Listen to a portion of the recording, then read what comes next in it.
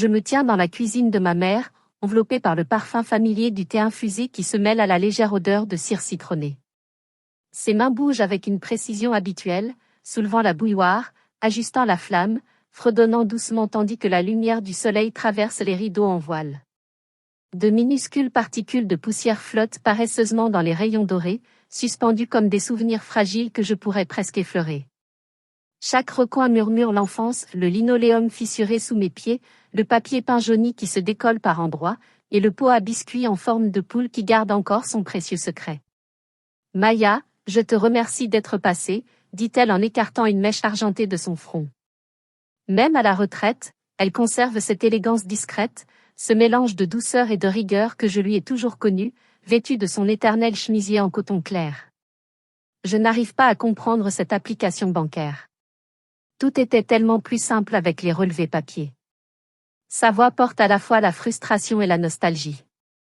Pas de problème, dis-je avec un sourire forcé, reprenant sans effort le rôle que je joue depuis toujours, la fille serviable, 31 ans, toujours prête à résoudre les problèmes technologiques comme si c'était un devoir filial. Où est ton téléphone ? Demande-t-elle. Sur la table. Je vais nous chercher de l'eau. Je la regarde s'affairer près de l'évier, le tissu de son tablier balançant doucement à chaque pas. J'attrape son téléphone, ce modèle dernier cri que je l'avais convaincu d'acheter à Noël dernier. L'écran s'allume aussitôt, vibrant légèrement. Une notification, groupe cercle intérieur de Torah. Je m'arrête. Le nom me fait hésiter. Le premier message s'affiche, Juliane, comme toujours, avec sa voix acide. Hug, elle se plaint encore du plan d'affaires de Harper. Mon estomac se serre. Mon cœur s'emballe, cognant contre ma poitrine comme s'il voulait s'en échapper. La cruauté des mots est nette, chirurgicale, impossible à ignorer. Et ce nom, cercle intérieur. L'exclusion n'a jamais été subtile, mais elle blesse toujours. Avant même d'y réfléchir, mes doigts effleurent la notification. L'écran change, révélant Harper, perdu dans ses tableaux Excel, persuadé que le monde plie à sa logique. Je cligne des yeux, sentant la réalité s'abattre. Maman avait judicieusement refusé son invitation dimanche dernier, prétextant la fatigue lorsque j'avais proposé d'apporter de la soupe. Ce jour-là, j'étais restée seule, concentrée sur mes dossiers clients, ignorante des pics lancés à quelques clics de là. Je fais défiler la conversation, au-dessus des banalités quotidiennes, jusqu'à lire un message qui me glace. Hélène, maman a confirmé. Le fonds de grand-mère Madeleine, les 90 000 $, sera débloqué vendredi. Les mots flottent dans l'air, lourds, pleins de promesses et de menaces. Mon esprit s'emballe, reliant les fils invisibles entre cet héritage et ce groupe de discussion. Les tensions familiales prennent soudain une profondeur inquiétante. Je jette un coup d'œil à maman, inconsciente de la tempête derrière mon calme apparent. Ses doigts serrent la bouilloire, ses jointures blanchissent. Il y a dans ses gestes une force tranquille, mais je devine la fragilité sous-jacente, cette recherche constante d'équilibre pour préserver la paix.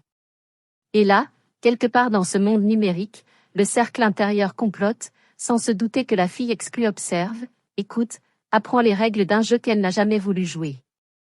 Juliane, parfait. J'utiliserai mes 45 000 pour le fonds universitaire des enfants à l'UNC. Mon mari est déjà au courant.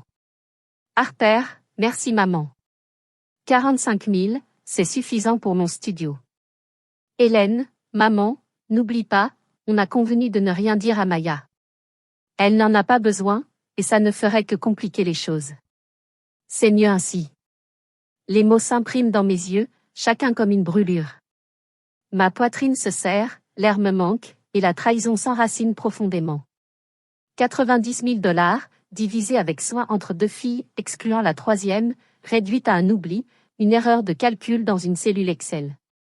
Le visage de grand-mère Madeleine me revient. 4 mois déjà, et pourtant son rire résonne encore doucement dans cette cuisine. Sa cuillère en bois préférée pend près du poêle, polie par des années à remuer les pâtes. Je la vois presque, de la farine sur le tablier, de la tendresse dans le regard, ses doigts ridés guidant les miens sur la pâte. Tu es si minutieuse, Maya. Si patiente. C'est ton don. Elle n'a jamais ajouté, c'est aussi ta faiblesse. L'air devient épais, trop chaud. Les bruits de pas de maman se rapprochent, légers, insouciants, sans écho de la lourdeur qui pèse sur moi. Je repose le téléphone exactement comme je l'ai trouvé, écran tourné vers le bas, angle parfait, comme si le moindre décalage pouvait tout trahir. Lorsqu'elle revient, mon masque est en place, sourire poli, regard apaisé, posture de fille docile. Elle pose 2 verres d'eau sur le plan de travail, les glaçons tintant comme un rire nerveux. Bon, montre-moi comment ça marche, ce machin, dit-elle en tirant sa chaise. Pendant 20 minutes, je joue mon rôle à la perfection. Ma voix reste posée, mes gestes précis, mes explications claires. À l'intérieur pourtant, mes pensées s'enroulent, ruminant les mots lus, les noms Juliane, Harper, maman. Mon cœur bat fort, régulier mais implacable, tandis que je guide ses doigts sur les icônes qu'elle oubliera demain. Tu es un vrai ange, dit-elle avec un sourire lumineux.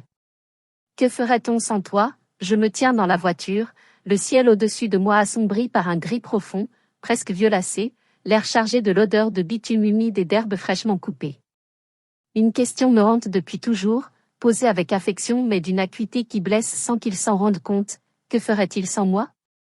Mes mains serrent le volant jusqu'à ce que mes jointures blanchissent, et les premières gouttes de pluie commencent à marteler le pare-brise dans un rythme inquiet, comme pour accompagner la tempête qui gronde dans mon crâne.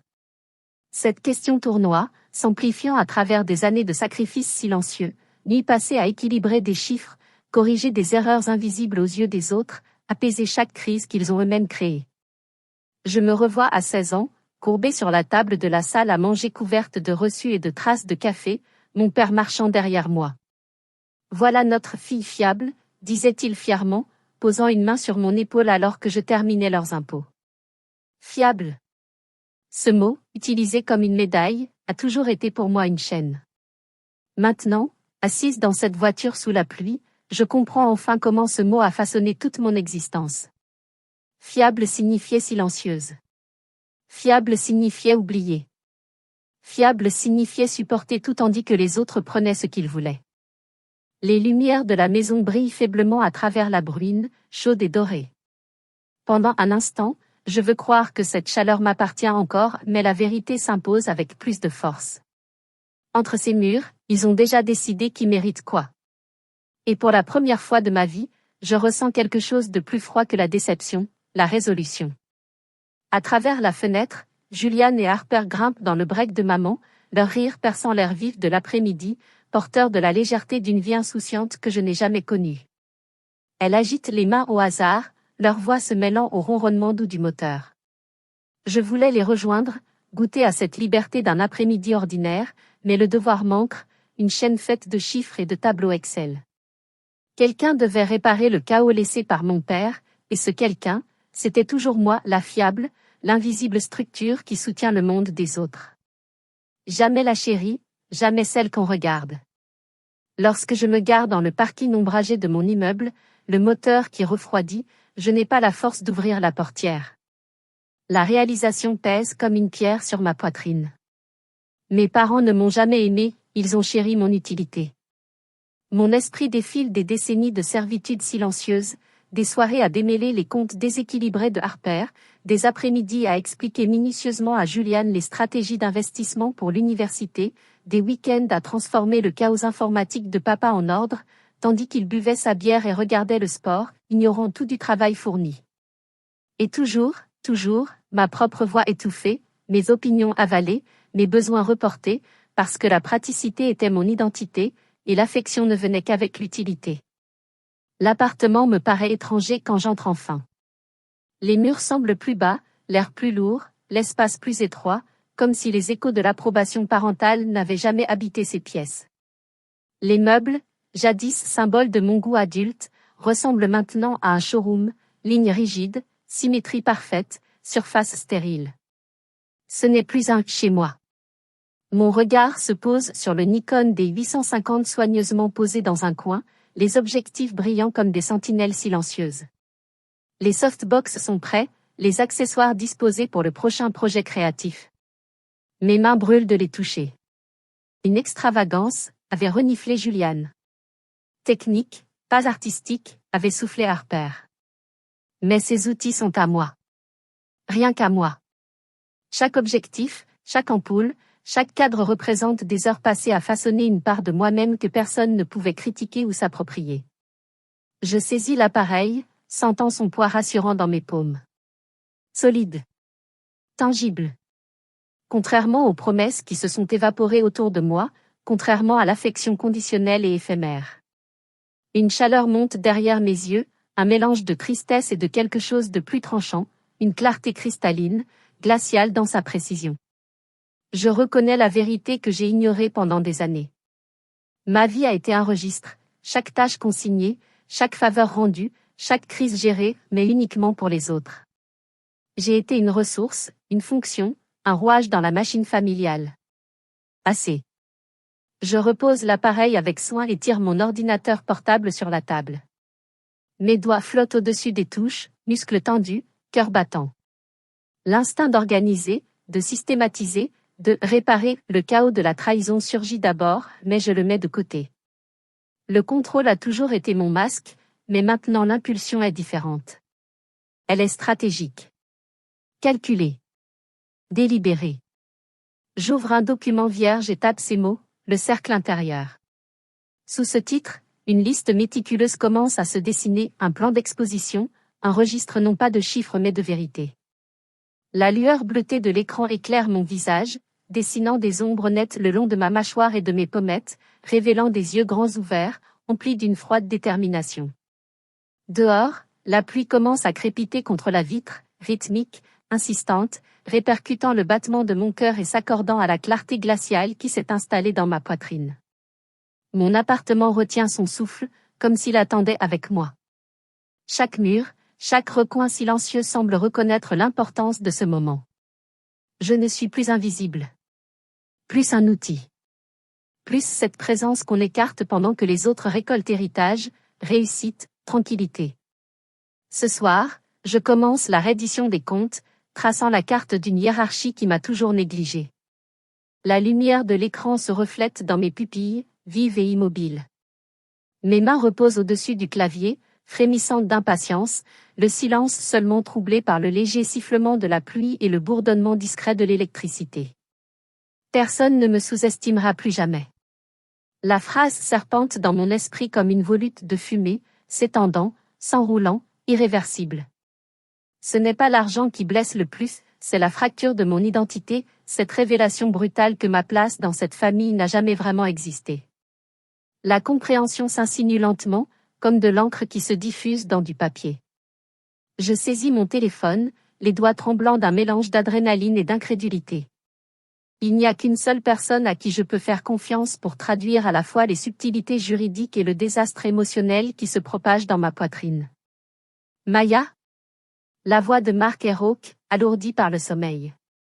Je l'imagine se frotter les yeux, plisser le front devant l'horloge. Il est presque 3 heures. Que se passe-t-il? Hypothétiquement, je commence, ma voix creuse, étrangère à mes propres oreilles. Si un fiduciaire d'un trust discrétionnaire omet volontairement un héritier, en supposant que cet héritier n'a pas besoin des fonds, quelles options existent? Un silence s'installe, juste assez long pour que j'entende le grincement discret de son matelas. Ce n'est pas hypothétique, hein? Non. Un soupir lasse suit. J'entends le froissement du tissu, le clic sec d'une lampe de chevet. Ces clauses sont vastes. Le fiduciaire dispose d'une large marge de manœuvre, mais si tu peux prouver la partialité, la manipulation ou la mauvaise foi, il y a matière à contester. Maya, tu as besoin d'un avocat. N'attends pas agis dès que le jour se lève. Je hoche la tête même s'il ne peut pas me voir, murmurant une promesse de contacter son ami juriste au matin. Quand l'appel se termine, le silence semble plus lourd encore. La lumière pâle du téléphone éclaire ma peau, un petit rectangle de clarté dans un monde qui s'effondre.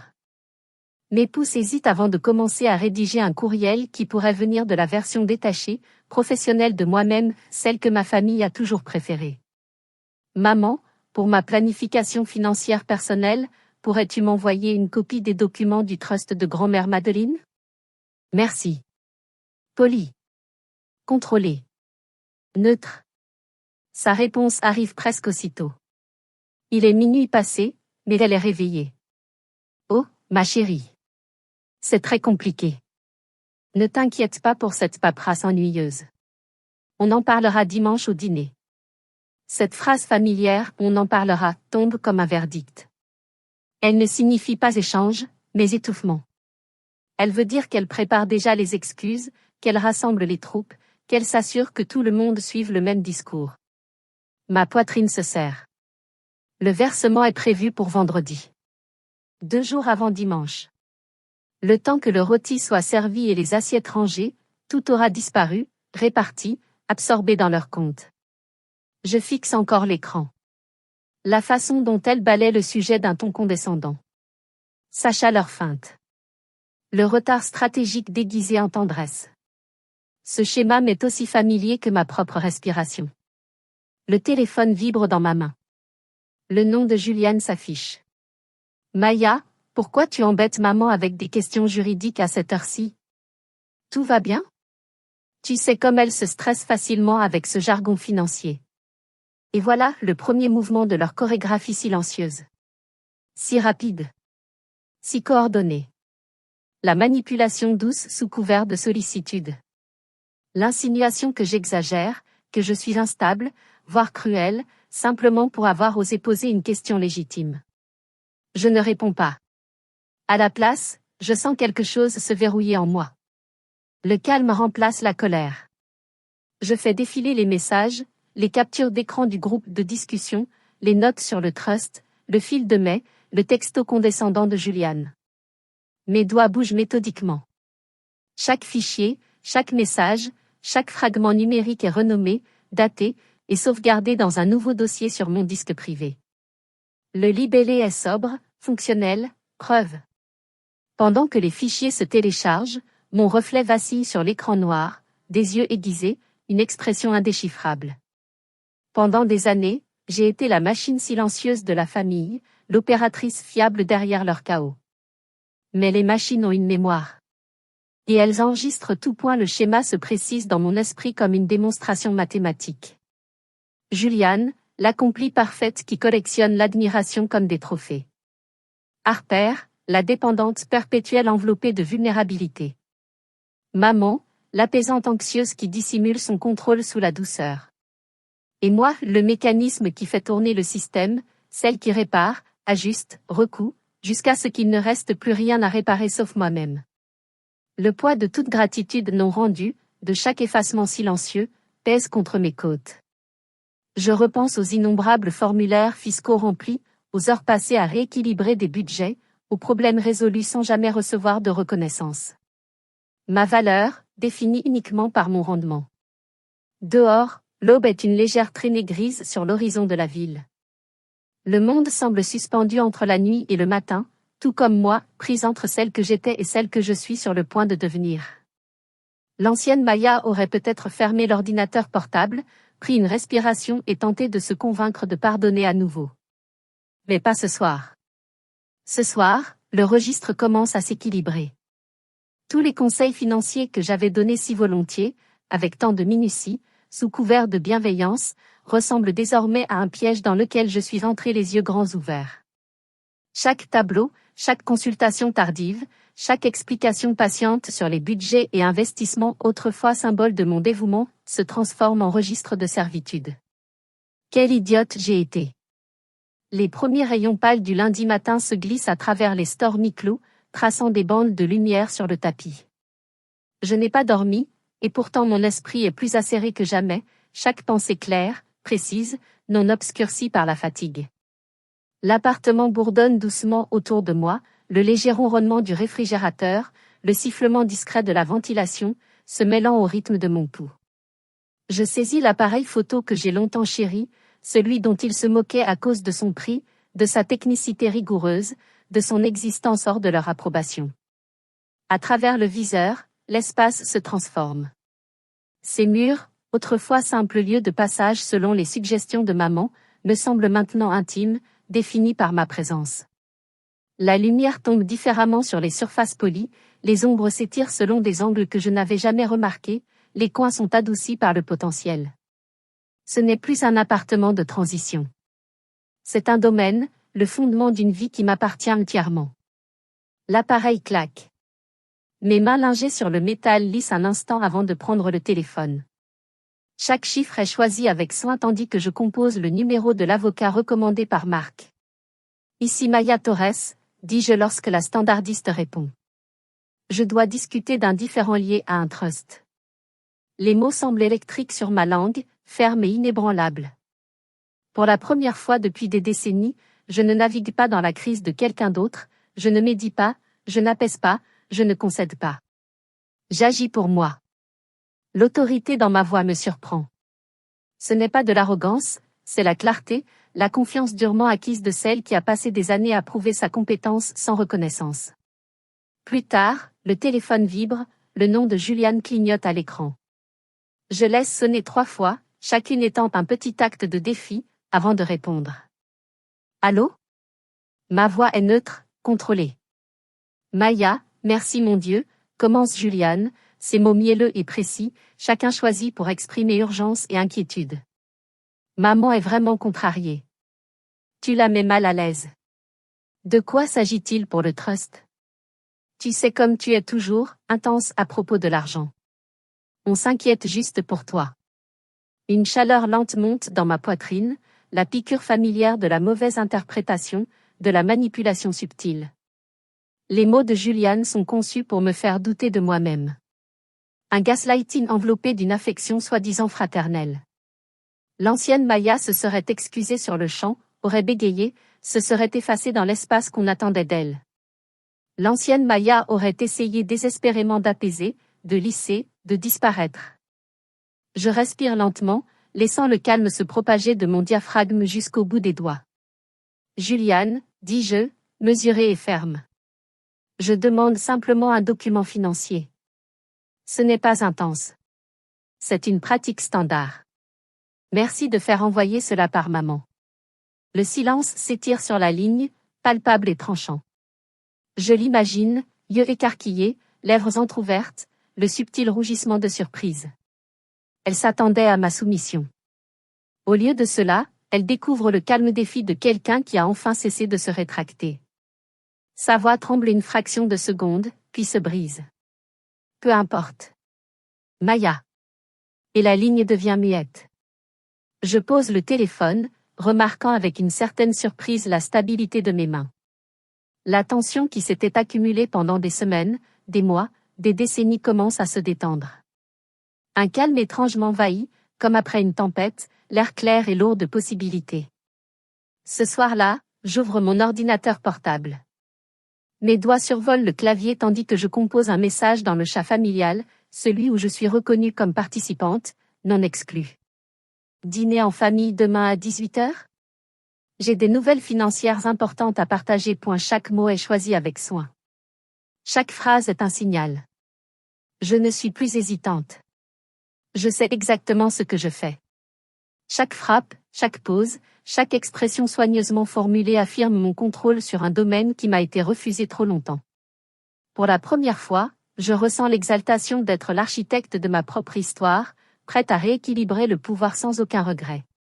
L'appartement est silencieux, la ville étouffée dehors. Seule la lueur douce de l'ordinateur éclaire mon visage, mettant en relief mes yeux grands ouverts, pleins de détermination. Au loin, une voiture gronde, mais je reste insensible à la distraction. La soirée s'étire devant moi, une toile que je compte remplir de conséquences qui seront enfin perçues au-delà de mon regard vigilant. Ils ne peuvent jamais résister à ces mots magiques, nouvelles financières importantes. Dans leur monde, cette phrase crépite de potentiel, avantages fiscaux, failles dissimulées, opportunités d'investissement. Pour eux, important signifie profitable et nouvelle signifie opportunité. Ils accourront pour l'un ou l'autre. Lorsque le lendemain arrive, l'air dehors semble lourd, dense d'une chaleur étrange pour la saison, comme si même l'atmosphère savait qu'une confrontation se préparait. Je conduis le chemin familier vers la maison de mes parents, cette coloniale en briques à 2 étages avec ses volets verts et ses haies parfaitement taillées, image même de la respectabilité. Je n'y suis pas allé depuis des années, et pourtant chaque tournant semble répété, chaque intersection chargée de souvenirs. Plus je me rapproche, plus ma poitrine se serre, non par peur, mais par reconnaissance. La maison se dresse au bout de l'impasse, fenêtres polies et perfection symétrique. C'est le même endroit que je croyais autrefois synonyme de sécurité, avant de comprendre qu'il ne s'agissait que d'attente déguisée. Je gare ma voiture derrière le SUV de Juliane et fixe la porte d'entrée, celle qui a toujours été à la fois invitation et jugement. Je lisse les plis de mon chemisier, prends mon portefeuille en cuir sur le siège passager et descends. Le soleil de fin d'après-midi scintille sur la poignée en laiton alors que je monte le chemin. Mon cœur bat d'un rythme mesuré, comme si j'entrais dans une réunion, pas à un dîner familial. Peut-être est-ce cela, une négociation avec des personnes qui ont confondu mon silence avec un consentement. À l'intérieur, une bouffée d'air climatisé me frappe, artificielle et tranchante. L'odeur de cirage au citron et de poulet rôti se mêle à quelque chose de floral, le désodorisant préféré de maman, entêtant et familier. La table de la salle à manger brille sous le lustre, chaque centimètre organisé pour l'harmonie, nappe blanche, argenterie étincelante, bougie taillée à la même hauteur. Papa se tient près du casier à vin, tournant une bouteille dans ses mains comme si elle nécessitait une profonde réflexion. Maya, tonne-t-il, sa voix riche et retentissante, le même ton qu'il employait pour accueillir les invités lors des collectes de fonds. La force de son volume a toujours été son substitut à l'affection. Entre. Du vin? Non, merci, dis-je doucement, prenant place sur la chaise branlante qui m'a toujours été attribuée, celle que personne d'autre ne veut. Maman passe devant moi, ses gestes étudiés, gracieux dans cette fragilité de ceux qui ont passé leur vie à lisser les aspérités. Elle dépose le plat de poulet rôti, la vapeur s'élevant en volute. Alors, commence-t-elle, sourire tendu, quelles sont ses nouvelles financières? Le dîner commence selon la chorégraphie habituelle de la politesse. Papa raconte sa dernière partie de golf, comment les greens étaient impossibles.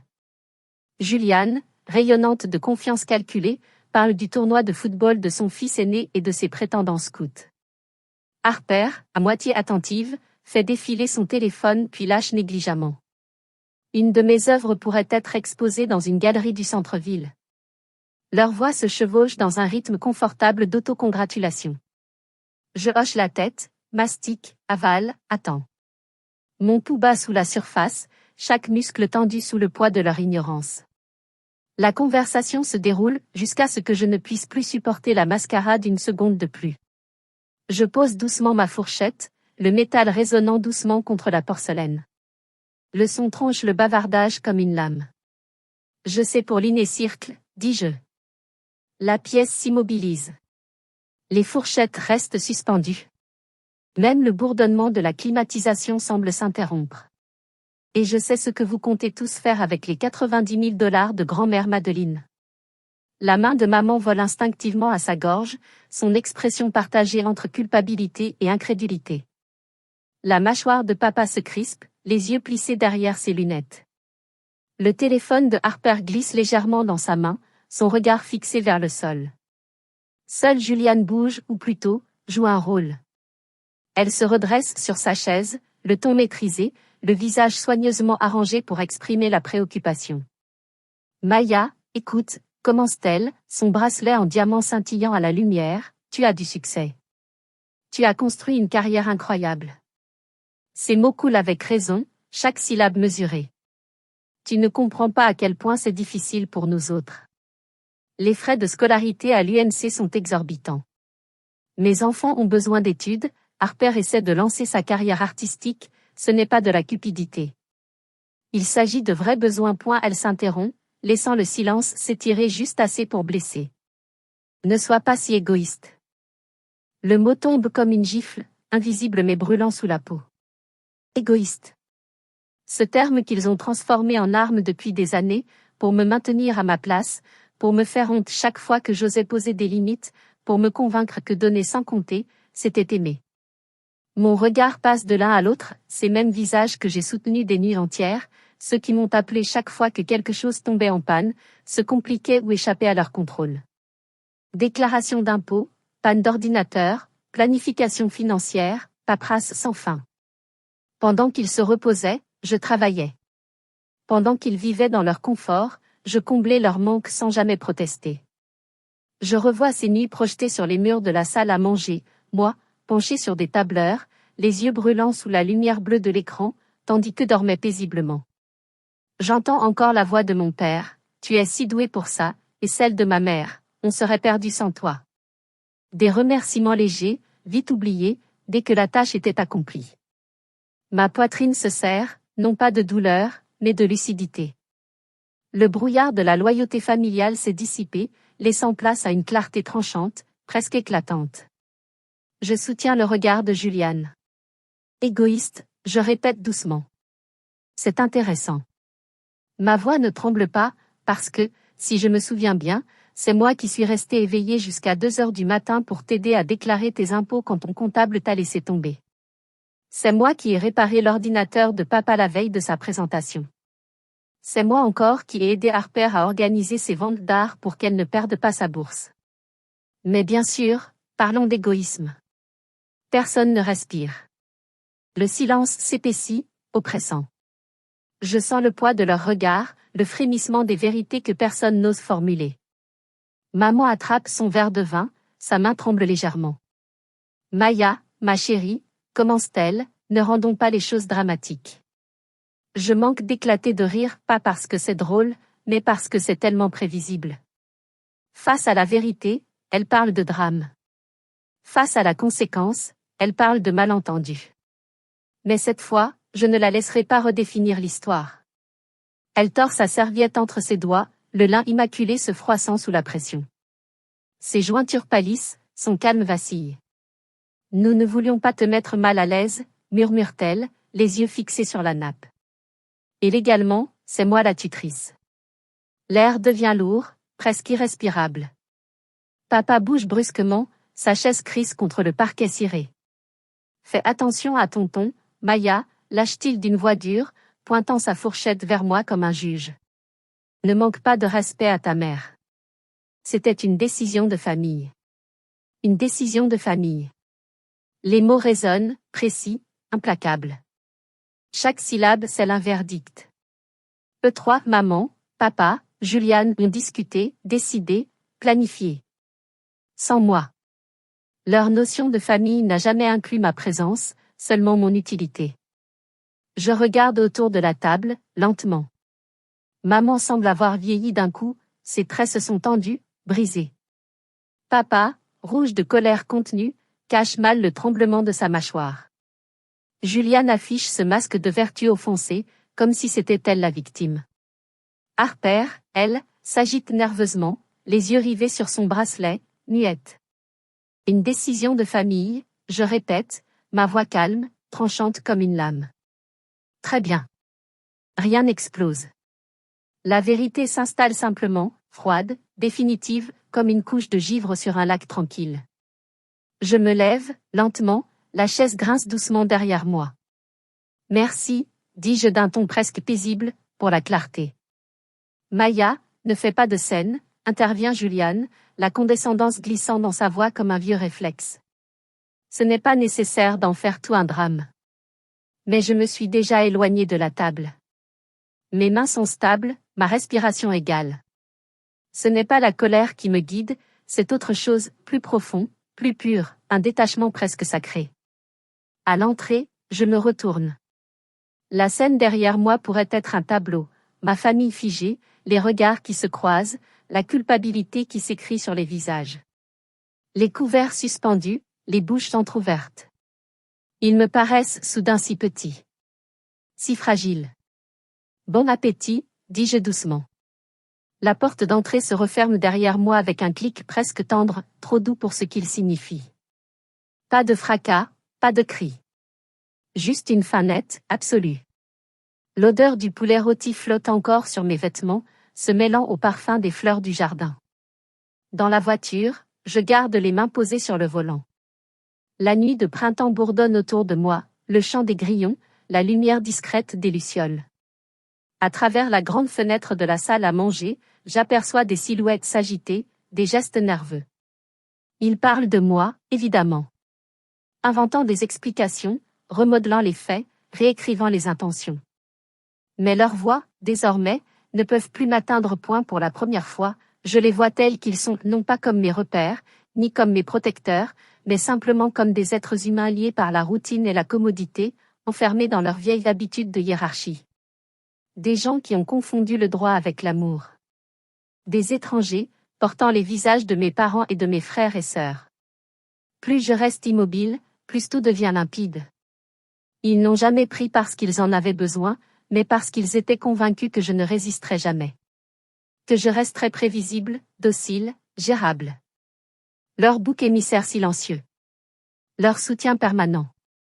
Mais cette version de moi n'existe plus. Je démarre le moteur. Le grondement discret brise le silence tandis que je roule à travers ces rues que j'ai toujours connues sans jamais vraiment les voir. Les lampadaires défilent, flous, comme les fantômes de mes anciens choix. Mon reflet dans le pare-brise me semble différent, plus net, plus dur, vivant.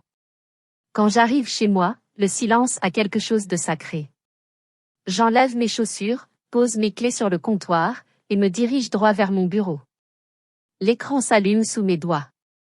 J'ouvre un document vierge et commence à taper, chaque frappe mesurée, précise. Dîner. Confrontation. Mémo.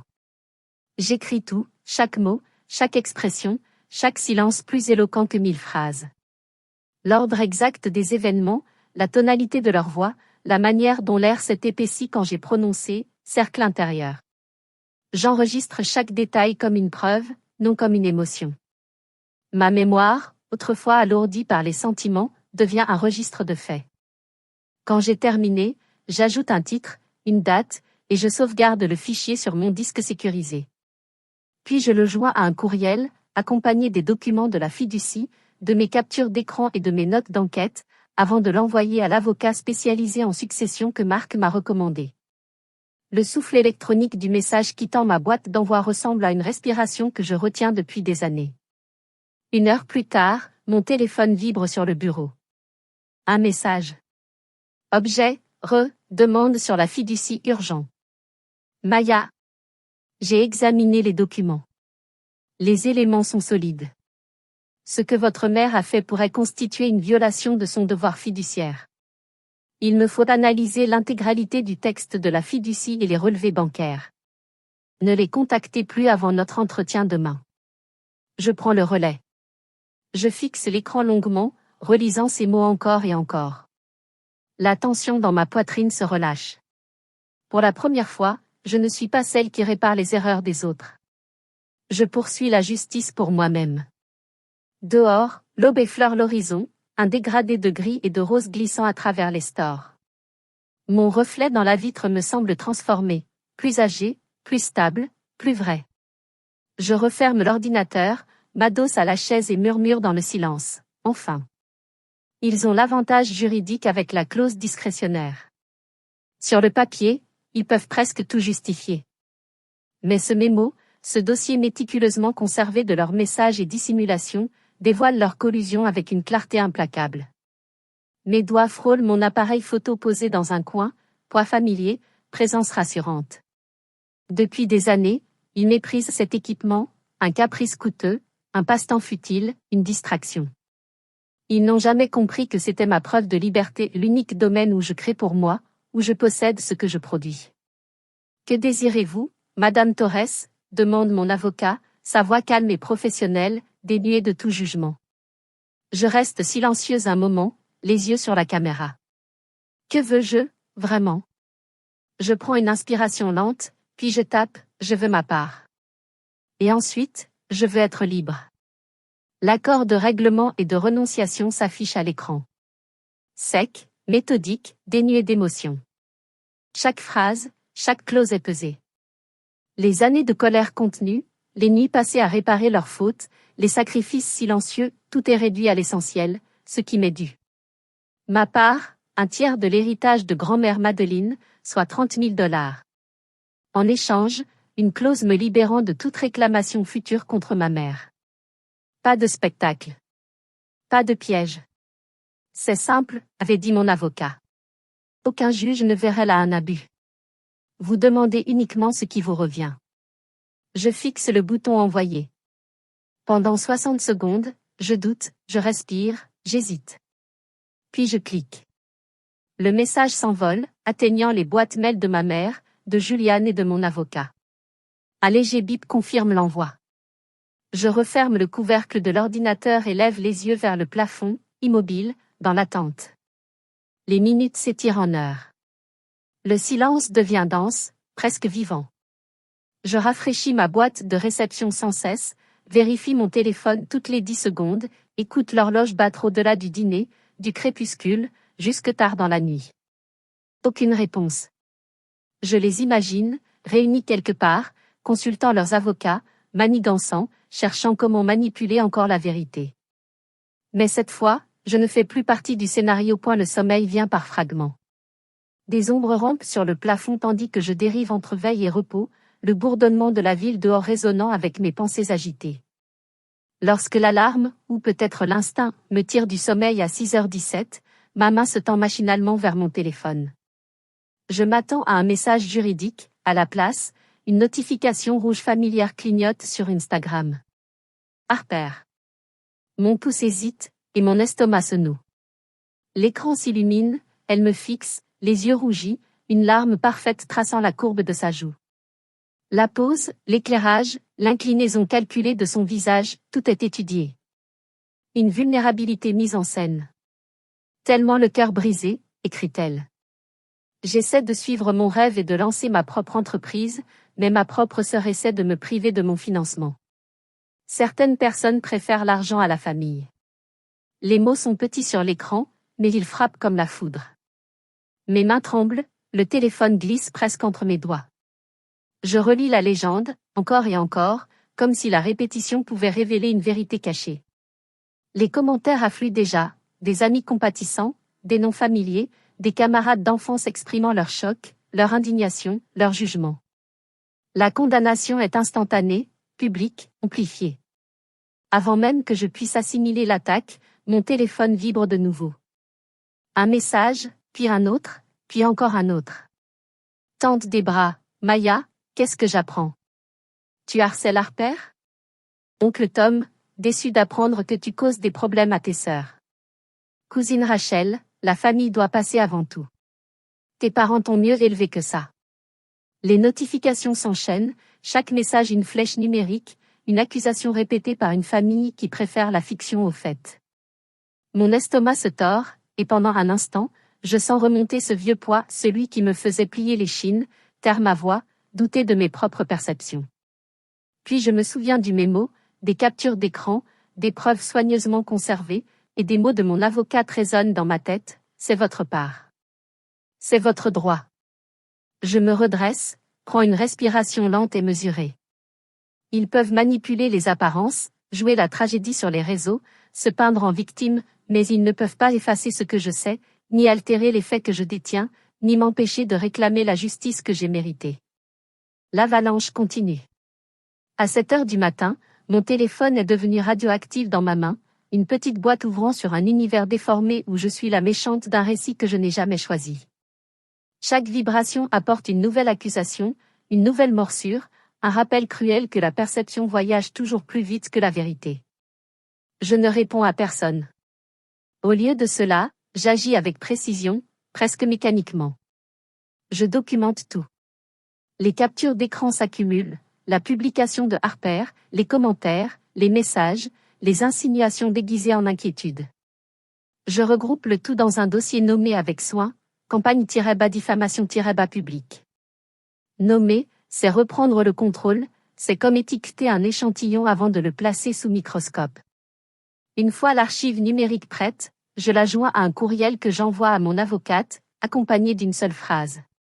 Ils réagissent au règlement en lançant une attaque publique plutôt qu'en traitant l'accord. Sa réponse arrive en quelques minutes, cela change la donne. Restez disponible. Pour la première fois depuis des jours, je respire vraiment. Je me force à bouger, douche, vêtements, cheveux. La banalité du rituel matinal me protège, fragile barrière contre le chaos orchestré par ma famille. Assise au comptoir de ma cuisine, une tasse de café fumant entre les mains, je me persuade que je peux affronter ce qui vient. La vapeur s'élève lentement, et je la regarde comme on fixe une prière silencieuse. Puis le téléphone sonne à nouveau. Papa. J'hésite. Je pourrais ignorer l'appel, faire semblant d'être occupé. Mais le vieux réflexe d'obéissance s'impose, je décroche. Maya, dit-il, sans douceur, sans chaleur, mais avec cette autorité sèche d'un ordre lancé à travers un couloir. Je n'arrive pas à me connecter à mon compte de retraite. Tu as changé le mot de passe, n'est-ce pas? Tu nous bloques l'accès. C'est puéril. Un instant, je reste muette, sidérée par l'absurdité. Puis un rire bref m'échappe, sans joie. Papa, je n'ai pas touché à tes comptes depuis des mois. Regarde dans le gestionnaire de mots de passe, c'est toujours Robert Golf 1960. Un silence, puis le bruit des touches au bout du fil. Une pause encore. Ah, marmonne-t-il. Ça marche. Et avant que je puisse répondre, la ligne se coupe. Pas d'excuses. Pas de merci. Je fixe l'écran un moment. Un calme étrange m'envahit, profond, immobile, comme la surface d'un lac après l'orage. Cet échange résume à lui seul des décennies, son besoin de contrôle, son incapacité à écouter, sa dépendance cachée sous le masque du reproche. Même maintenant, alors qu'il me peigne en fille cupide et instable, il continue de se tourner vers moi dès que quelque chose se brise. Quelques minutes plus tard, une nouvelle notification s'affiche, un email. Je l'ouvre, déjà prête à encaisser le prochain coup. Il vient de Juliane. Un message groupé adressé à toute la famille élargie.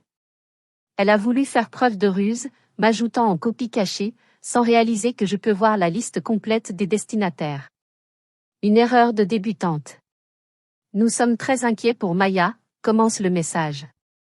Elle menace notre mère à propos d'argent. Elle n'est plus elle-même. Nous ne savons plus comment la joindre. Le ton dégouline de fausse compassion, ce genre d'inquiétude feinte qui cache son poison derrière des mots de douceur. Je transfère le mail à mon avocate, sans un commentaire. Entre le café refroidissant sur le comptoir et l'arrivée de ce message, quelque chose change en moi. La douleur s'efface. La colère se dissout, remplacée par une lucidité glacée. Je réalise que je ne souffre plus. J'observe. J'analyse. Ils se décomposent, et je les regarde faire. Leurs messages, leur panique, leur inquiétude jouée, tout cela forme un schéma clair. Ils révèlent, sans le vouloir, ce qu'ils ont toujours cherché à dissimuler, le pouvoir qu'ils croyaient avoir sur moi n'a jamais existé. Ils reposaient sur mon obéissance, sur mon silence, sur ma propension à réparer leur chaos tout en acceptant leur mépris. À présent que je me retire du jeu, leur contrôle s'effondre de lui-même. Assise dans la lumière pâle du matin, tandis que mon téléphone vibre sous le poids de leur panique, une idée nouvelle germe dans mon esprit. Peut-être que tout cela n'a jamais vraiment concerné l'héritage ou l'argent. Peut-être s'agissait-il de récupérer la part de moi qu'ils avaient tenté d'effacer, celle qui refuse d'être utile à leurs conditions, celle qui a enfin dit non. Et pour la première fois depuis des années, cette pensée ne m'effraie pas. Elle m'ancre. Ils croient que je vais utiliser ma compétence comme une arme contre eux, parce que c'est exactement ce qu'ils feraient à ma place. Chacun de leurs gestes n'est qu'un miroir tendu vers l'extérieur pour justifier leur propre manipulation. 20 minutes plus tard, mon téléphone vibre, le nom de mon avocate s'affiche. Sa voix respire la satisfaction calme de quelqu'un qui vient d'achever un coup d'échec et mat. J'ai envoyé une réponse officielle à votre mère et à son nouvel avocat, commence-t-elle, posée, avec une pointe de triomphe discret. Je me suis dit que vous voudriez savoir exactement ce qu'elle contient. Elle lit, chaque phrase tombant comme un verdict. Ma cliente a proposé un accord équitable et raisonnable. En retour, vos clientes ont lancé une campagne publique de diffamation. Preuve jointe. En conséquence, la proposition révisée est la suivante, 35 000 $ correspondant à sa part légitime, aux frais juridiques et aux dommages compensatoires. Si cette résolution n'est pas acceptée dans les 24 heures, nous saisirons le tribunal des successions pour manquement aux devoirs fiduciaires et mauvaise foi. Un silence s'installe. Mon avocate inspire, laissant ses mots résonner. Un sourire imperceptible se dessine sur mes lèvres. Ce n'est pas de la joie, pas exactement, c'est la reconnaissance d'un équilibre retrouvé, d'une force reprise. C'est bien, ajoute-t-elle après un instant. Très bien. Ils ont construit votre dossier eux-mêmes. Leur propre comportement est devenu la preuve. Pendant une seconde, je reste muette. Elle a mis en mots ce que je pressentais sans l'articuler, leur désespoir les a trahis plus efficacement que n'importe quel document. Ils ont montré leur jeu. Ils ont confirmé tout ce que je savais. Cela vous convient? Demande-t-elle, en entendant mon silence. Oui, dis-je calmement. Et en prononçant ce mot, quelque chose se libère en moi, un déclic discret, comme une serrure qu'on ouvre de l'intérieur. En fait, c'est parfait. Elle rit doucement, d'un rire complice, celui qu'on réserve au moment où la justice prend une tournure presque poétique. Leur avocat leur dira de régler immédiatement. Ils savent qu'ils ont dépassé les bornes. Et ces publications? Une erreur stratégique monumentale. Ils ont transformé l'émotion en preuve, un cadeau pour nous. Après avoir raccroché, je reste assise un long moment à ma table de cuisine. La lumière du matin traverse les stores, dessinant des bandes dorées sur le bois. Mon café est froid, mais je n'y prête pas attention. Un poids quitte lentement ma poitrine, comme la vase qui retombe au fond d'une eau claire. Pendant des semaines, je n'ai ressenti que trahison, incrédulité, rage. À présent, autre chose fleurit à la place, la puissance. Pas celle qu'ils exercent, manipulatrice, conditionnelle, nourrie par la culpabilité, mais une force plus calme, plus pure. La mienne. Mon téléphone vibre encore. Juliane. Bien sûr. Son nom s'illumine sur l'écran, empreint de cette familiarité arrogante propre aux hypocrites. Je laisse sonner jusqu'à la fin, puis j'ouvre mes messages et tape avec précision. Désormais, toute communication passera uniquement par les avocats. Merci. Le message ne laisse aucune ouverture, aucun point d'entrée émotionnel. Quelques secondes plus tard, sa réponse s'affiche. Maya, ne sois pas comme ça. Nous sommes une famille. Autrefois, ce mot m'aurait désarmé, il m'aurait attendri, fait douter, poussé à m'excuser. Aujourd'hui, il sonne creux, vidé de sa substance. Une coquille sans cœur. Un mot qu'on utilise comme une laisse point je ne répond pas. Je n'en ai pas besoin. Une autre notification glisse du haut de l'écran, encore Harper. Sa story Instagram brille en haut de mon fil.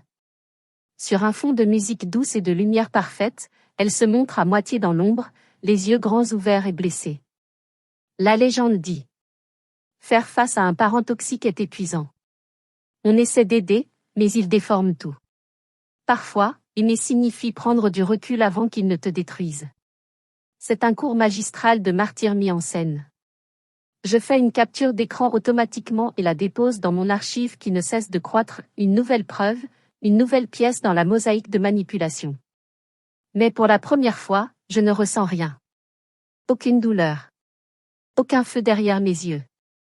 Juste un détachement silencieux. Le poste, autrefois destiné à m'humilier, ressemble maintenant à une confession. Chaque mot hurle projection, sa propre culpabilité à peine déguisée en victimisation. Je fixe l'image un instant de plus, puis je verrouille mon téléphone et le pose face contre table. Dehors, le bourdonnement matinal de la ville commence, moteur qui démarre, chien qui aboie, un camion poubelle cliquetant au bout de la rue. La vie ordinaire, totalement indifférente au théâtre numérique de ma famille. Je sirote mon café froid et laisse cette normalité m'envahir. Dans leur tentative de me briser publiquement, ils ont construit une trace tangible de mensonges et d'insécurité. Et tandis que je reste là, je prends conscience de quelque chose de monumental, je n'ai plus besoin de leur approbation, de leurs explications, ni même de leur reconnaissance. J'ai déjà gagné, pas à cause de l'argent, ni des avocats, ni du levier, mais parce que, pour la première fois, je suis libre de l'histoire qu'ils ont écrite pour moi. Quand mon téléphone sonne pour la 3e fois, le son tranche le silence comme une lame. Le nom qui s'affiche sur l'écran me fige, maman. Pendant 10 secondes entières, je reste figé, regardant la lumière clignoter. Puis, sans hésitation, je laisse passer vers la messagerie vocale. Quelques minutes plus tard, j'appuie sur lecture. Maya, ma chérie. Sa voix tremble, volontairement fragile. Tout cela est devenu incontrôlable. Ne pouvons-nous pas simplement parler? Personne à personne? Mère à fille? Les mots sont doux, répétés, la même mélodie qu'elle a toujours utilisée pour me ramener dans son orbite. L'ancienne Maya aurait fléchi devant cette supplique, sa poitrine se serrant de culpabilité et de désir. Mais cette version de moi n'habite plus ici. Sans la moindre hésitation, je transfère le message vocal à mon avocate avec une courte note, d'un détachement précis. Pour information. Tentative de contact personnel malgré représentation légale. À 17h, un email arrive dans ma boîte. L'objet est court, décisif, règlement confirmé. Je l'ouvre lentement, scrutant chaque mot comme s'il pouvait disparaître. Le conseil de votre mère a accepté l'offre révisée. Le transfert de 35 000 $ sera effectué vendredi matin, conformément à la date de distribution du trust. Au bas, une seule ligne de mon avocate. Félicitations. Ils ont cédé exactement comme prévu une fois qu'ils ont réalisé que la manipulation émotionnelle avait perdu tout effet. L'accord vous sera envoyé pour signature demain. Je m'appuie dans ma chaise, les yeux suivant les fines fissures du plafond. Il me faut une minute entière pour assimiler le sens de ces phrases, que c'est terminé. Pas les décombres émotionnels, peut-être, mais le combat. La lutte sans fin. La performance. Lorsque je ferme enfin mon ordinateur, l'appartement semble étrangement immobile. Dehors, la ville vibre comme si rien de monumental ne s'était produit. À travers la fenêtre, je regarde un livreur passer à vélo, une mère tirer la main de son enfant sur le passage piéton, un couple rire tandis que leur chien se faufile entre eux. Le monde ordinaire, intact, indifférent, est beau dans sa constance. Je me dirige vers la fenêtre et presse mes doigts contre le verre froid. Pour la première fois depuis des semaines, la tension dans ma poitrine se relâche. Mon monde s'est fissuré, remodelé, mais peut-être est-ce le but créé à travers l'effondrement. Sur la table à côté, mon appareil photo. Celui qu'ils ont moqué, le gaspillage d'argent, la phase, le jouet. Je le prends, sentant le poids solide du métal et du verre, le doux clic en retirant le bouchon de l'objectif. À travers le viseur, je capture la lumière de fin d'après-midi se répandant sur le parquet, les rayons dorés coupant la poussière comme des rubans de vérité silencieuse. Lumière et ombre. Exposition et dissimulation. Équilibre et fracture. Les mêmes éléments qui donnent vie à une image. Soudain, je réalise que ceci est de l'art. Pas les peintures mélancoliques de Harper, pas la perfection mise en scène de Julian, mais cet acte de voir clairement. De cadrer quelque chose de sincère. Parce que la clarté est une forme de beauté. Et dans cette clarté, je comprends ce que je n'ai jamais voulu admettre, ils ne m'ont jamais estimé.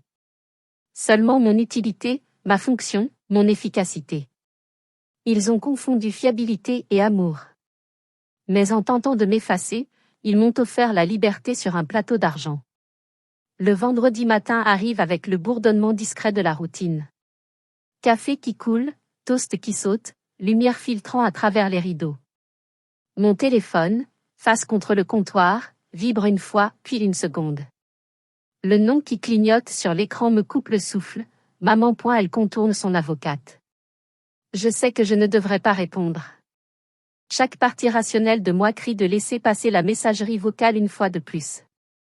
Mais quelque chose, instinct, curiosité, le fantôme de celle que j'étais, me pousse à accepter l'appel. Une dernière fois. Allô, dis-je. Mon ton est mesuré, sec, professionnel, la voix que je réserve aux appels professionnels et aux représentants bancaires. Maya. Sa voix se brise dès la première syllabe. Elle pleure, ouvertement.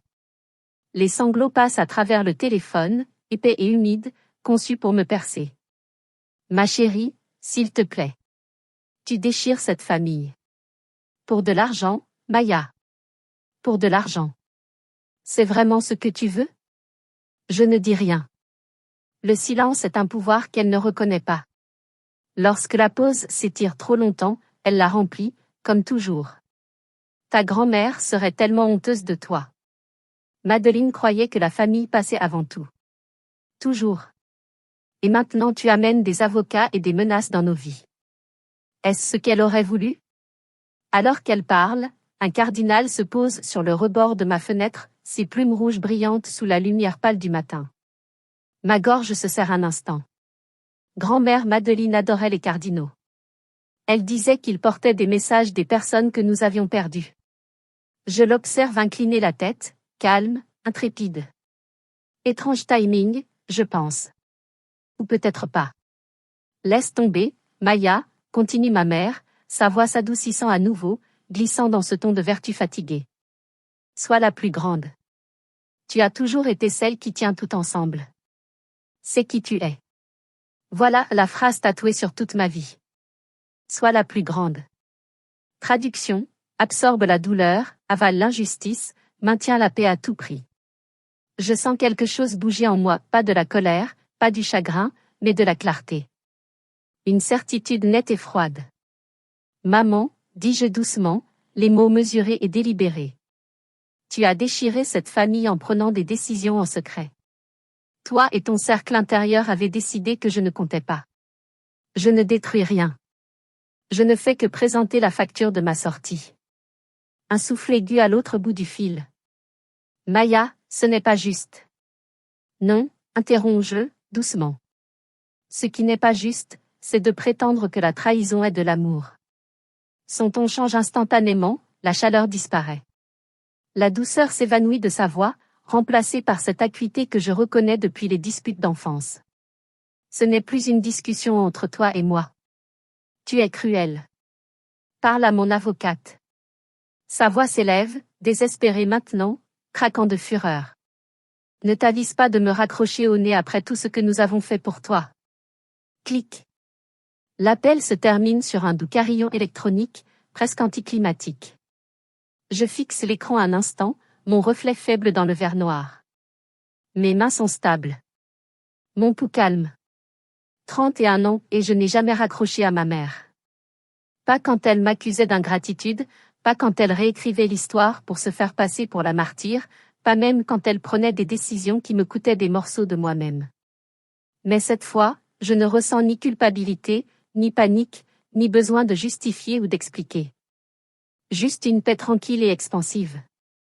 Je pose le téléphone à côté de l'appareil photo, où la dernière photo que j'ai prise brille encore doucement sur l'écran numérique, le soleil traversant le sol, chaud et libre.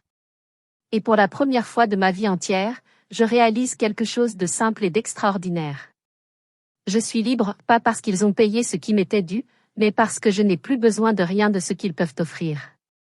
C'est comme poser une valise que j'ai portée pendant des décennies, chargée d'obligations non dites, de culpabilité silencieuse, et d'une vie à faire pour les autres sans rien demander en retour.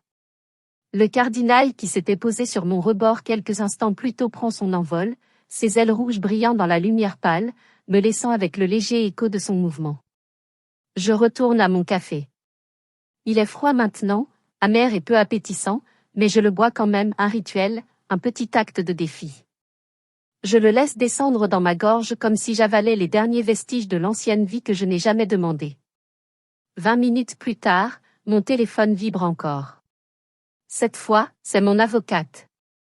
Mademoiselle Torres, dit-elle, calme et autoritaire, ils ont accepté les conditions.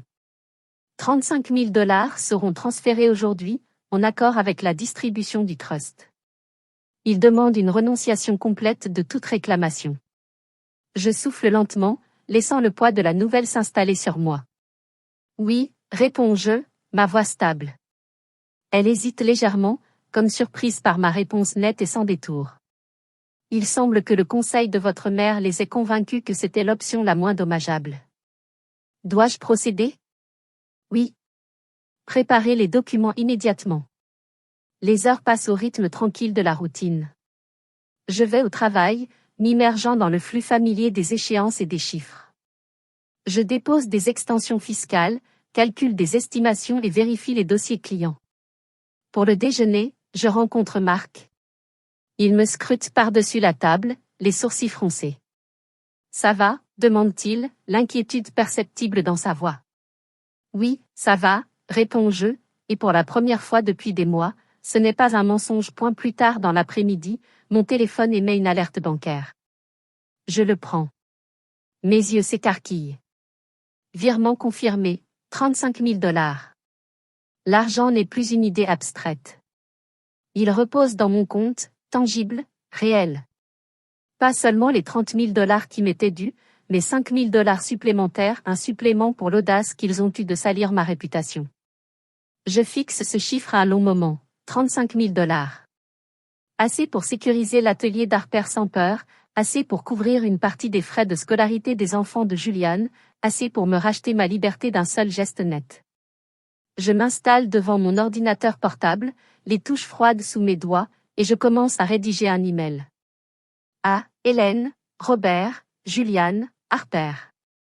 Objet, fin officiel des services bénévoles de comptabilité. Je tape lentement, chaque mot choisi avec soin. Cet email confirme la réception du règlement de 35 000 $ relatif au Madeleine Torres Trust. À compter de ce jour, je me désengage officiellement de mes fonctions de comptable et de conseillère technique bénévole.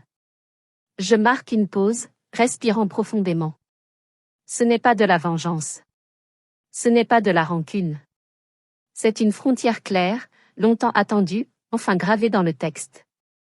Pour Robert, je détaille la marche à suivre pour gérer son compte retraite. Votre identifiant est Robert Golf 1960. Veuillez contacter directement Vanguard pour toute assistance future. Pour Julian, j'indique les dates limites importantes pour les aides scolaires de ses enfants. Les demandes sont à soumettre avant le 1er mars. Contactez directement le bureau d'aide financière pour assurer la conformité. Pour Harper, je fournis les rappels fiscaux nécessaires. Les paiements estimés trimestriels, formulaire 1040 ES, sont dus le 15 janvier. Votre apport en capital de 45 000 $ est imposable sauf s'il est structuré comme un prêt formel. Engagez immédiatement un CPA qualifié pour éviter les pénalités et les intérêts. Enfin, j'ajoute des conditions fermes. Merci de me retirer de tous les forfaits familiaux, groupes de mai et comptes partagés dans les 48 heures. Cette étape n'est pas négociable. Je relis le message à voix haute, lentement.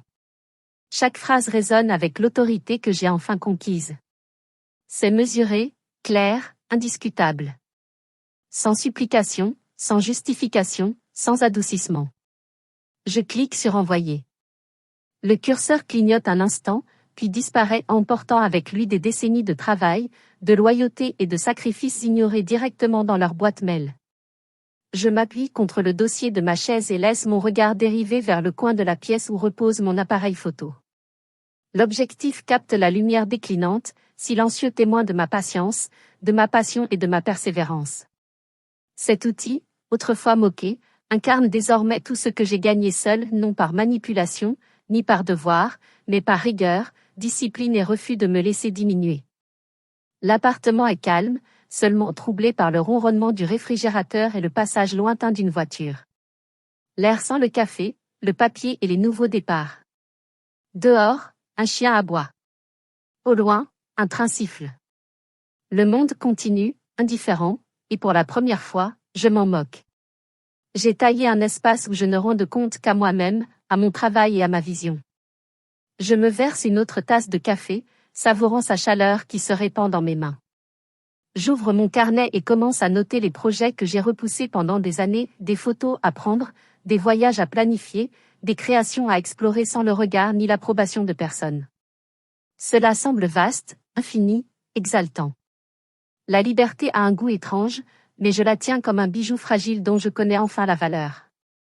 Pour la première fois depuis des décennies, je suis détaché de leurs attentes, de leurs manipulations, de ce cycle sans fin de performance pour plaire. Je suis enfin, indéniablement, moi-même. Mon doigt reste suspendu au-dessus du bouton envoyé, le curseur clignotant comme un battement de cœur dans le silence. Je relis une dernière fois le message, froid, précis, implacable. Chaque mot est un scalpel, tranchant à travers des années de loyauté supposée et de travail invisible. Les conséquences de la perte de leurs ressources familiales gratuites y sont exposées avec une clarté chirurgicale. J'appuie sur Envoyer, et pour la première fois depuis des décennies, je ressens une irréversible finalité. Quelques secondes plus tard, mon téléphone s'anime. Les notifications affluent, messages de mon père, de Julian, d'Harper, même d'Hélène. Mon pouce les effleure, puis les met tout en silence. Je désactive les alertes. Je refuse d'écouter la montée de la panique, la colère creuse, l'effroi qui transparaît dans leurs mots. Leur confusion, leur frustration, ne m'appartiennent plus. Je me lève et m'avance vers la fenêtre, laissant le poids de mes actes se déposer dans ma poitrine. En bas, la ville bat son plein, les voitures rampent dans le trafic, les livreurs serpentent entre les rues, les passants défilent devant les vendeurs. Aucun d'eux ne sait que l'univers d'une famille vient de se fissurer. Un axe essentiel vient de basculer. Derrière moi, réduite au silence, ma famille tâtonne dans le vide. Ils découvrent les conséquences d'avoir pris pour acquis celle qui leur servait de pilier. Ils goûtent au chaos concret qui s'installe quand la personne sur laquelle tout reposait se retire enfin. Ce n'est plus mon rôle.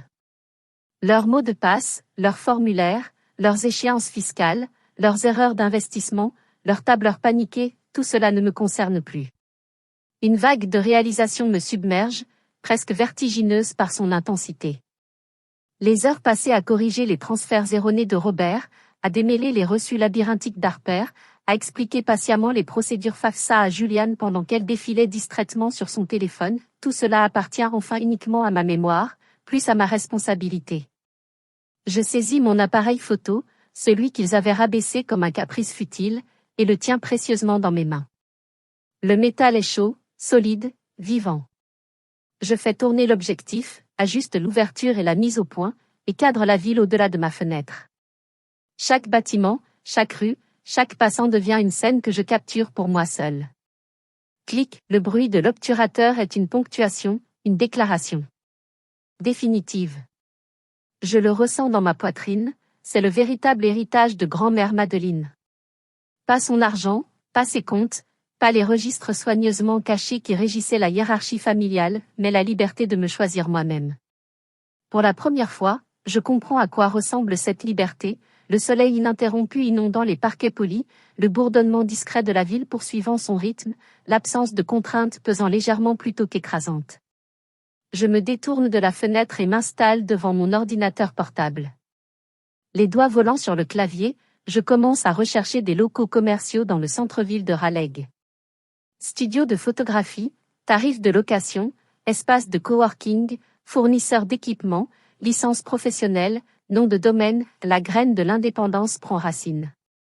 35 000 $ brillent dans mon compte comme une étincelle de possibilités, l'argent qu'ils prétendaient superflu, l'héritage qu'ils avaient tenté de me cacher.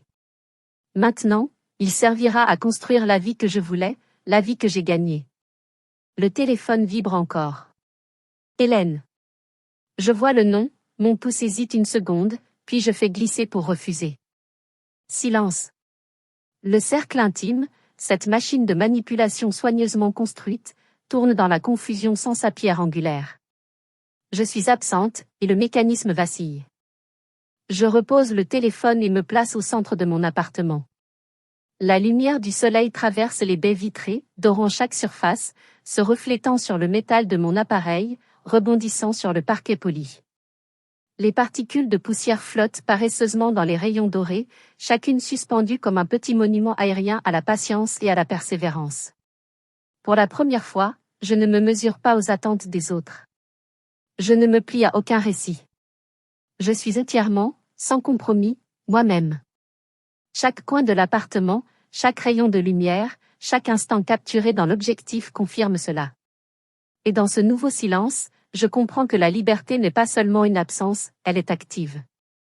C'est la capacité de prendre des décisions, de me prioriser, d'investir mon énergie dans des rêves qui ne concernent que moi. Enfin, habiter un espace qui m'appartient. Je lève de nouveau l'appareil, ajuste la mise au point, et clique. L'image se fige, la lumière se disperse sur le sol, les ombres s'étirent et se plient, un cardinal passe devant la fenêtre. Ce cardinal est vif, libre, devient un symbole que je porte en moi. C'est mon héritage. Pas des chiffres dans un registre, pas des dynamiques familiales manipulées, pas des obligations que je n'ai jamais demandées. C'est la clarté. C'est le choix. C'est la vie. Et tandis que la ville vibre en contrebas, indifférente, je ressens enfin ce que j'ai longtemps désiré, une liberté inébranlable, incassable, qui m'appartient entièrement. J'ajuste une dernière fois l'ouverture de mon appareil, laissant la douce lumière du matin inonder les surfaces éclatantes de mon nouveau studio de photographie dans le centre-ville de Raleigh. Un an s'est écoulé depuis l'implosion familiale, et me voici, non plus comme une ombre d'obligation, mais comme propriétaire de Maya Torres Photographie, un espace vibrant de possibilités, d'ambition et d'autonomie durement acquise.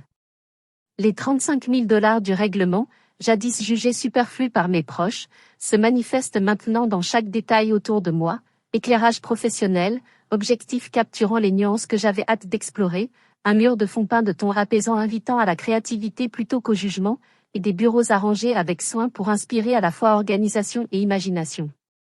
Cet argent, enfin au service de mes rêves, est comme l'oxygène après des années d'étouffement sous leurs attentes. Marc apparaît à mes côtés, 2 flûtes de champagne à la main, sa cravate détendue après une longue journée au cabinet comptable, la vie que j'ai choisi de quitter. Il incline son verre avec un sourire. À de nouveaux départs, annonce-t-il, les yeux brillants de fierté.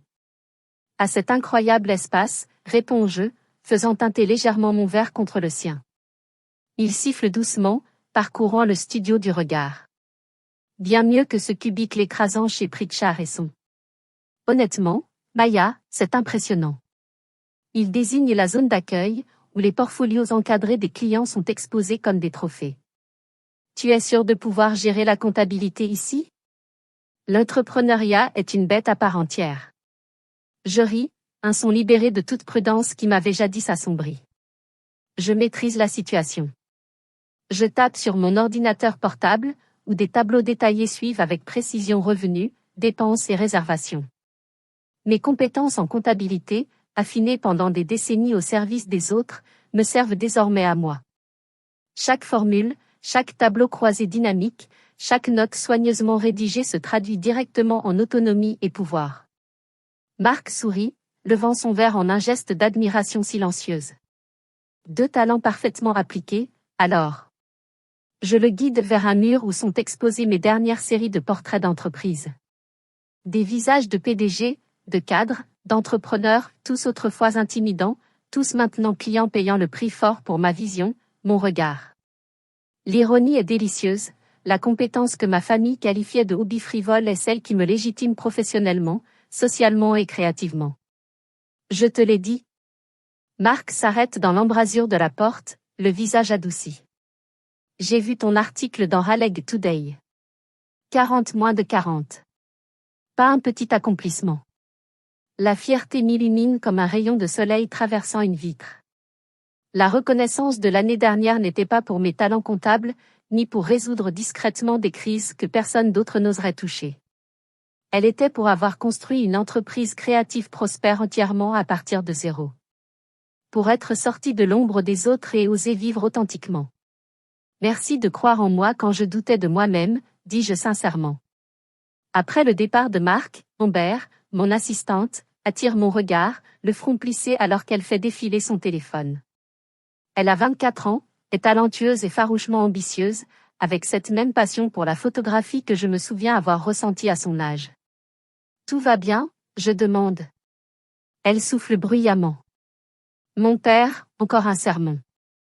Il dit que je perds mon temps avec des bêtises artistiques. Ses doigts font des guillemets dans l'air. La frustration dans sa posture, la tension de sa mâchoire, évoquent mes propres combats pour la reconnaissance. Je pose l'appareil sur le comptoir et me penche légèrement pour la regarder dans les yeux. Amber, écoute-moi. Ta valeur ne se mesure pas à l'approbation ou à la peur des autres. Elle se mesure au courage que tu mets à construire ta vie et à poursuivre ton article. Je désigne son portfolio soigneusement organisé, des images d'émotions brutes, de lumière, d'ombre et d'intimité capturées avec une intuition rare. Va construire la vie que tu veux. Tu as tout mon soutien, sans condition. Ses yeux brillent, mélange de soulagement, d'espoir et d'admiration. Elle hoche lentement la tête, intégrant des mots que j'aurais aimé entendre il y a des décennies. Plus tard dans la soirée, de retour dans mon appartement, je me plonge dans le rythme familier de l'édition de photos clients pendant que du jazz doux s'élève en fond. La ville au-delà de mes fenêtres baigne dans le crépuscule, les lumières s'allumant une à une tandis que le jour s'achève. Mon téléphone vibre. Le nom me fige, maman. Salut chérie. Ça fait 1 an. Tu me manques. Peut-on parler? Il y a 1 an, ce message aurait déclenché une tempête d'anxiété et de doute. Maintenant, je me sens calme, presque neutre. La blessure est cicatrisée, légèrement sensible, mais plus crue ou dévorante. Je rédige une réponse, la supprime, la réécris, marque une pause, et choisit finalement l'honnêteté. Je suis contente que tu aies pris contact. Je vous ai tous pardonné, pour ma propre paix. Mais je n'ai pas l'intention de rouvrir cette porte. Je te souhaite le meilleur. Je mets le téléphone en mode silencieux et retourne à l'édition, le léger clic des touches se mêlant au rythme doux du jazz. Sur l'écran, une image se matérialise, une jeune entrepreneur debout dans sa nouvelle boutique, lumière sur le visage, posture assurée, détermination dans les yeux. J'ajuste les ombres, réchauffe les hautes lumières, renforce les textures subtiles. La photographie est plus qu'un portrait, c'est une déclaration de reconquête. Pour la première fois, je ressens une sérénité complète. Je comprends que la punition de ma famille, leur mépris de ma passion, leur tentative de me priver de mon héritage, ont involontairement conduit au plus beau cadeau que je pouvais recevoir, l'autonomie. Les 30 000 $ qu'ils pensaient superflus étaient secondaires. Ce qui compte, c'est ceci, le courage d'honorer ma vision, de reconnaître ma valeur et de vivre une vie définie uniquement par moi. Je m'appuie dans mon fauteuil, l'appareil posé sur le bureau à côté de moi, le doux bourdonnement de la ville en contrebas comme un battement synchronisé avec le mien. Le soleil décline en soirée, peignant tout d'or et de chaleur. Enfin, je comprends, je n'avais pas besoin d'eux. Je n'en ai jamais eu besoin.